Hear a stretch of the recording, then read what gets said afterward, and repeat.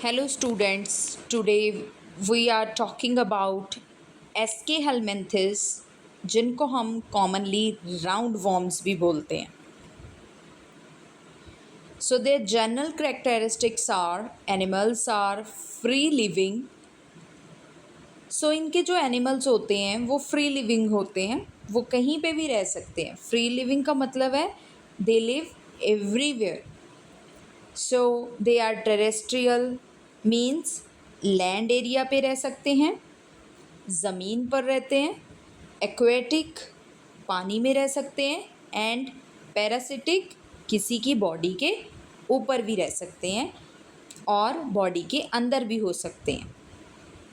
So they are mostly endo parasite. Second, they have organ system level of organization. अब इनमें well develop organs मिलेंगे आपको देखने के लिए. सो इनकी बॉडी के ऊपर प्रॉपर आइज़ और इनकी बॉडी के अंदर प्रॉपर डाइजेस्टिव सिस्टम होता है. Next, they have bilateral symmetry and triploblastic.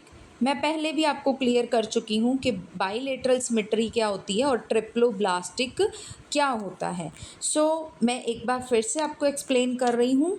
Bilateral symmetry क्या होती है कि अगर कोई एनिमल जो है वो राउंड शेप में है फॉर एग्ज़ाम्पल, या उसकी जैसी भी बॉडी है उसको अगर हम सेंटर में से कट करते हैं, अगर उसकी बॉडी दो इक्वल हाफ में डिवाइड हो गई, that is called bilateral symmetry. और ट्रिप्लोब्लास्टिक क्या होता है कि अगर किसी एनिमल के पास 3 जर्म लेयर्स मिलती हैं तो उसको हम बोलते हैं ट्रिप्लोब्लास्टिक. जो आउटर साइड वाली लेयर होती है इसको हम बोलते हैं एक्टोडर्म. एक्टोडर्म. और जो उसके बाद लेयर होती है सेकेंड वाली उसको हम बोलते हैं मीजोडर्म. और जो बिल्कुल अंदर वाली लेयर होती है उसको हम बोलते हैं endoderm. So these 3 germ layers are present in roundworms, hence they are called triploblastic animals. Next, they are pseudocoelomate. अब स्टूडेंट सूडोसिलोमेट क्या होता है कि इनके अंदर सिलोमिक कैविटी तो है, मीन्स इनके अंदर 3 जर्म लेयर तो है, पर जो मीजोडर्म है वो इस तरीके से पैचेस में प्रेजेंट है.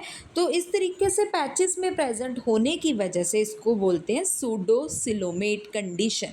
सो their animals are pseudocoelomate and their alimentary canal is complete. Alimentary canal means इनका जो डाइजेस्टिव सिस्टम है वो कंप्लीट है. Next, their animals are unisexual. So आगे मैं आपको पिक्चर्स में बताऊंगी कि एनिमल्स जो हैं इनके यूनिसेक्सुअल होते हैं, मीन्स मेल और फीमेल अलग अलग होते हैं. और इनकी जो फीमेल होती है उसका स्पेशल करेक्टर है कि जो फीमेल है वो मेल से बड़ी होती है. नेक्स्ट, डेवलपमेंट इज डायरेक्ट और इनडायरेक्ट. डेवलपमेंट डायरेक्ट भी हो सकती है और इनडायरेक्ट भी हो सकती है. तो आगे मैं आपको इनका लाइफ साइकिल भी दिखाती हूँ कि किस तरीके से ये एनिमल हमारे लिए डेंजरस होते हैं. So there examples are ascaris जिनको हम राउंड वॉर्म बोलते हैं, वोचरेरिया जिनको हम फ्लेरियल वॉर्म बोलते हैं. और ये सारे के सारे एनिमल्स डिसीज़ कॉज करते हैं, इसलिए ये ज़्यादातर हार्मफुल ही है हमारे लिए.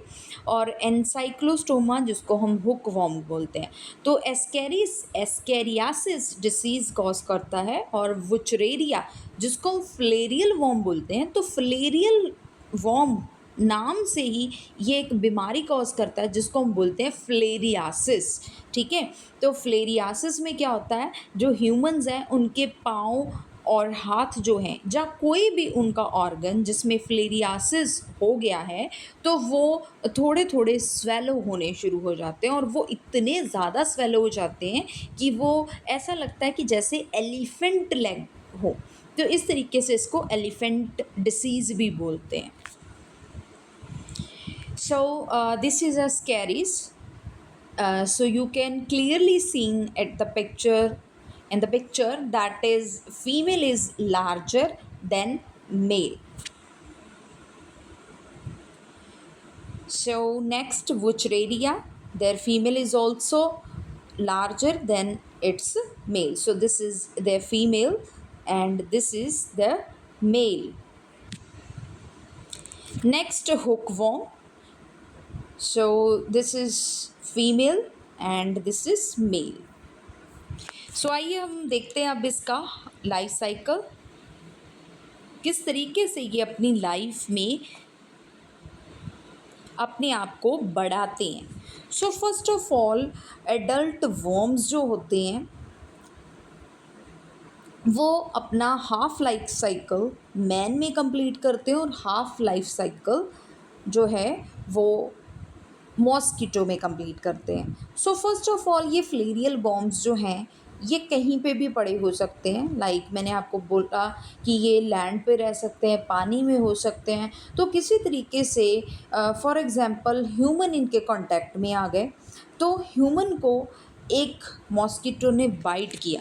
जैसे ही मॉस्किटो ने बाइट किया तो ये फ्लेरियल वॉर्म उस मॉस्किटो की बॉडी में चला जाएगा. फिर ये मॉस्किटो किसी और हेल्दी पर्सन को जब कट करेगा तो उसकी बॉडी में ये वॉर्म चले जाएंगे.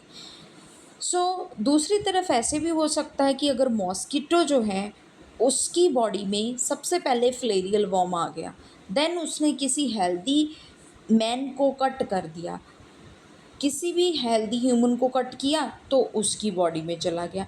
तो इस तरीके से फ्लेरियल बॉम्ब जो होते हैं या एस्केरिस होते हैं तो ये सारे राउंड वॉर्म हैं, ये इसी तरीके से अपना लाइफ साइकिल कंप्लीट करते हैं. हाफ लाइफ साइकिल ह्यूमंस में कंप्लीट करते हैं और हाफ लाइफ साइकिल मॉस्किटो में कंप्लीट करते हैं. So thank you. Hope you all understand about the phylum Aschelhelminthes.